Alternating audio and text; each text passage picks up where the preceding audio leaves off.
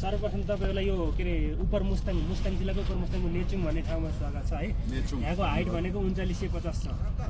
अब तपाईँहरूको यसरी चेक जाँच गर्ने नागरिकताहरू चेक जाँच गर्ने भनेको यही हो। तपाईँहरूलाई तलतिर पनि सोधखोज गरे होला विदेशी छ कि नेपाली छ भनेर अरू गाडीमा आउँदाखेरि होइन। अनि तल चेक जाँच गर्ने भनेको विदेशी हो भने विदेशीलाई मुस्ताङ जिल्ला भनेको अन्नपूर्ण समरक्षण क्षेत्रभित्र पर्छ क्या। अनि हो त्यसै कारणले चाहिँ तल चेक जाँच गर्नु भनेको विदेशी हो कि नेपाली हो, विदेशी हो भने चाहिँ पर्मिट बनाएर आउनुपर्छ यहाँसम्म। अनि विदेशीले पर्मिट बनाएर आउने भनेको नि यहीसम्मलाई मात्र, यही चेक पोइन्टसम्म मात्र हो, यहाँबाट माथि जानलाई पाउँदैन। त्यही भएर हामीले यहाँ अनिवार्य रूपमा आउने यात्रुहरूको सबैको चेक जाँच गर्छौँ। तपाईँलाई दुःख दियो भन्ने पनि लाग्ला। अब तपाईँहरूले आउनुभयो, तपाईँहरूलाई थाहा थियो कि थाहा थिएन यो कुरा। अब अरूलाई पनि जानकारी दिनुहुन्छ नि, तपाईँहरूको छिमेकी साथीलाई इष्टमित्रलाई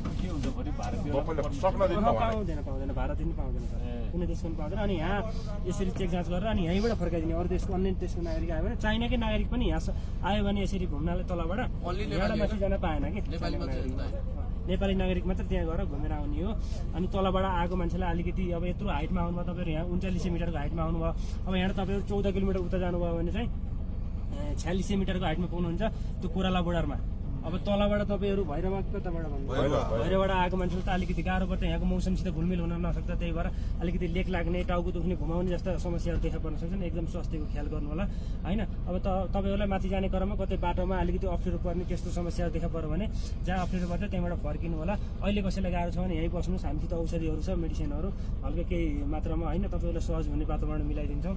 अनि त्यस पछाडि अब उहाँ माथि पनि लाग्ने औषधि हुँदैन, हुन्छ त्यो हुन्छ। अनि त्यस पछाडि उहाँ माथि कसैलाई गाह्रो पऱ्यो भने जतिसक्दो तल फर्किनु होला।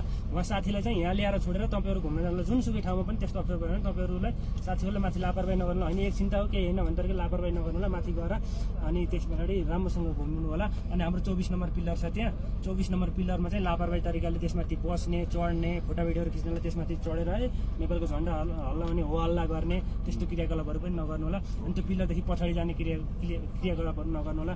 अनि त्यहाँ ज्याकेट, चस्मा, टोपी, झोला अन्य केही सामग्रीहरू पनि त्यो पिल्लरमाथि राख्ने जस्तो क्रियाकलापहरू नगर्नु होला है। अनि त्यस पछाडि त्यहाँ भेटिने चिनिया नागरिक, नेपाली नागरिक, यहाँको सुरक्षाकर्मीहरू, स्थानीय व्यक्तिहरू, जुनसुकै व्यक्तिहरूसँग राम्रो व्यवहार गर्नु होला। कोही साथ झै झगडा गर्ने त्यस्तो क्रियाकलापहरू नगर्नु होला। अनि जाँड रक्सी खाने, अब हो हल्ला गर्ने जस्तो क्रियाकलापहरू त्यत्रो आएको मान्छेले त नगर्नु होला। यही पनि नगर्नु होला। कसैलाई यसो इच्छा लागेर गर्छु है भन्ने तरिकाले पनि त्यस्तो नगर्नु होला।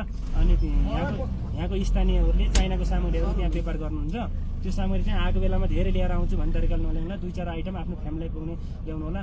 व्यापार गर्ने हिसाबले, अरूभन्दा नि व्यापार गर्ने हिसाबले 2-4 कार्टुन लिएर आउँछु भन्ने तरिकाले चाहिँ नल्याउनु होला। मन पऱ्यो भन्दा आफ्नो फ्यामिलीलाई 2-4 आइटम जे मन पऱ्यो पनि ल्याउनु होला। धेरै सामग्रीहरू चाहिँ बोकेर नआउनु होला। आउँदाखेरि फेरि हामीले चेक जाँच गर्ने यसरी नै है त सर। ल